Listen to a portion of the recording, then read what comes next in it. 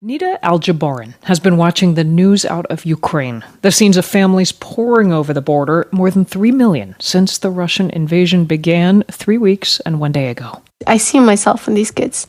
I went through this. I exactly feel your pain. I know how that feels.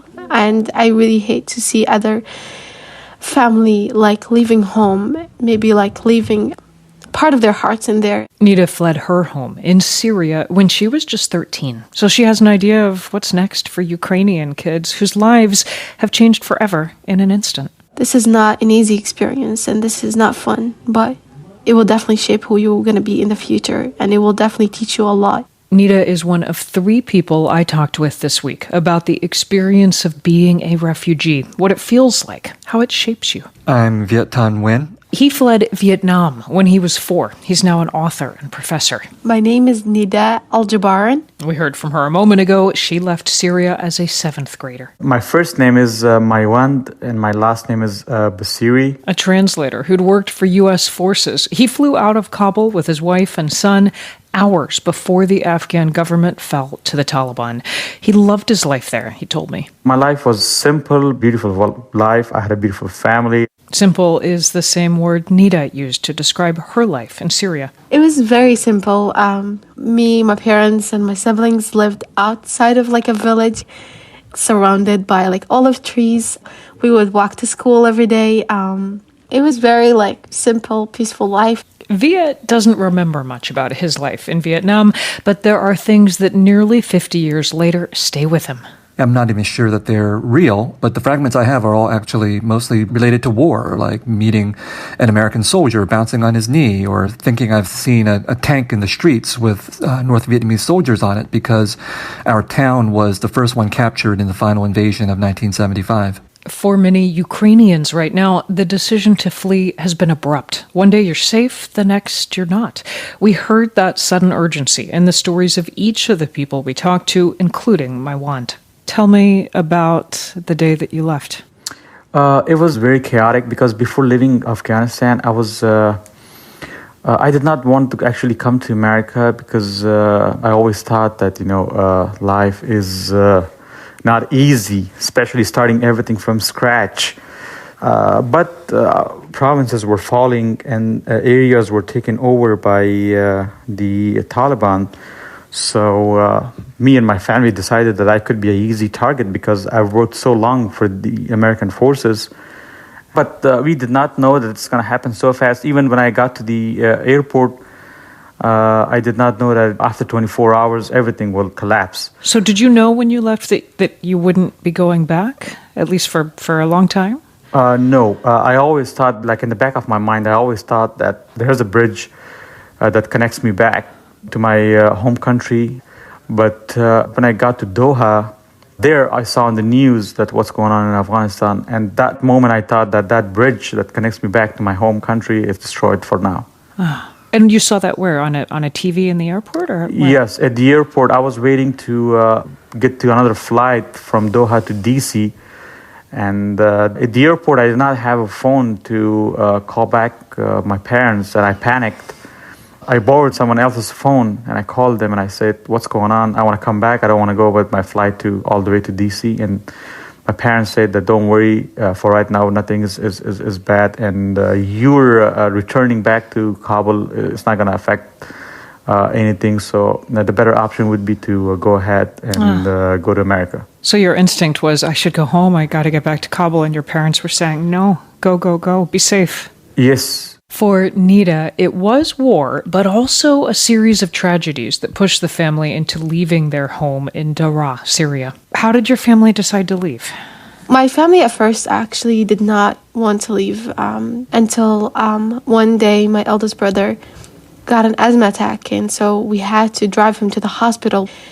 And so that night, I remember it was really tough because I could hear the shootings, I could hear the bombings everywhere, and so it was hard to leave the home and take him to the hospital. And an hour away before we arrived there, they stopped us and they told us that we can't enter the hospital because there's a lot of bombings. So my brother ended up passing away before he got to the hospital. And then a few months after, my dad also got shot in his leg. And then our neighbor's house got burned out with the people in them. And so at that point, really, my parents were like, yeah, we can see how it's going to keep going. So Oh my gosh. my dad made the decision like the night before we left. And then I just woke up like 4 a.m. and my mom told me, yeah, today we have to leave. So we just took like few clothes with us, and then I remember there was like a van and there was full of people. Like there was already 6 families in there, and we were just all like squeezing in there, and we had to like be covered so no one can catch us. We sneaked out of Syria to Al-Zatari camp. This is in Jordan. Yes.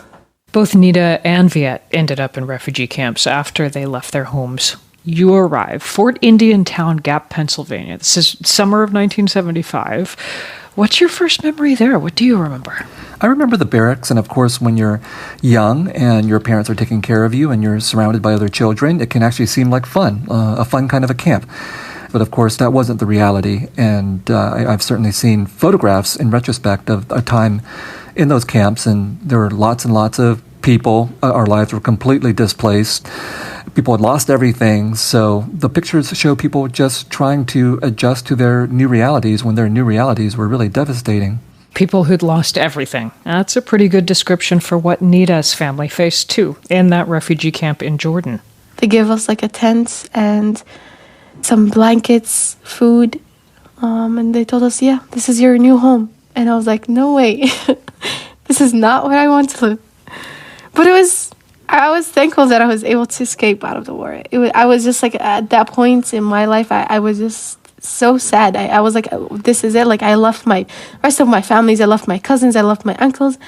What is this? There's no friends here. There's no family here. But you were safe. yeah, I think my parents made the right decision. Even the right decisions come at a price. But each of the people I talked to has built a new life. Nita will graduate from Syracuse University in the spring, having studied pre-med. She wants to work with refugees. Maiwand is helping other refugees get settled here in the U.S. with Lutheran Immigration and Refugee Service. And Viet won the Pulitzer Prize for Fiction and is a professor at the University of Southern California. All are settled now, but their identities will forever be tied to being a refugee. And that's on each of their minds as they watch the images of people leaving Ukraine. When I see children are suffering, when I see women and elderly are suffering, it gives me all the images that I have from my own country. And as a human being, wherever we are, if you're in America, if you're in Europe, we should have open arms for the Ukrainians, and we should feel their pain. And I can feel their pain more than anyone else because I come from a country that's been torn apart by war. So I urge people to have respect for the refugees, that they arrive and seeking refuge, looking for a safe future. I can only say to them that I feel for them. I've been in their place, and it's a place of terror because you've lost so much, you've left so much behind, and you don't know what the future holds for you. And none of us knows what the future holds for them. But I would say that looking at my own experience among Vietnamese refugees, many of us remain traumatized by what happened, but as a community, we survived and we built new lives, and we are able to tell our own stories and claim our own voices. Part of the story is that not all refugees have been welcomed with open arms. That is something Nita noted. Refugees are refugees regardless of where they came from or what color is their eyes or how they look. I think all refugees just should receive the same respect and help from anywhere they go to. It shouldn't be like more sad to see Ukraine's refugees than Syrians or anywhere else, because at the end, we're all humans. The task ahead for the humans rushing out of Ukraine is rebuilding their lives, finding a sense of place, of home. I questioned Nita and Maiwand about that. If I were to ask you, where is home? What would you say? Where is home? Where is home? Home is where you're safe, you're secure, and you're not worried that something's gonna bad happen to your family. That's home. Does America feel like home now? Yeah. Honestly, if we are gonna define home at first. It's the place that provides you with security. It provides you with all the resources that you need to grow up. The refugees leaving Ukraine must look forward to new homes for now, even as the ones they've left behind, the country they've left behind, still call. Nita wrote about that in a poem, and she shared it with me as we concluded our conversation. I set a foot in the street, not knowing why my body needs. My thoughts fight among themselves, bleeding into tears. I don't recognize the look in my grandfather's eyes. He looks as if he's about to face his worst fear. The fear turns into a teardrop. He takes his glasses off, but the tear is stubborn. It refuses to leave his face. يا بيت جدي ضاع المفتاح وبابك بتبكي على اللي راح. Oh grandfather, our house key is lost, and the doors cry for those who left.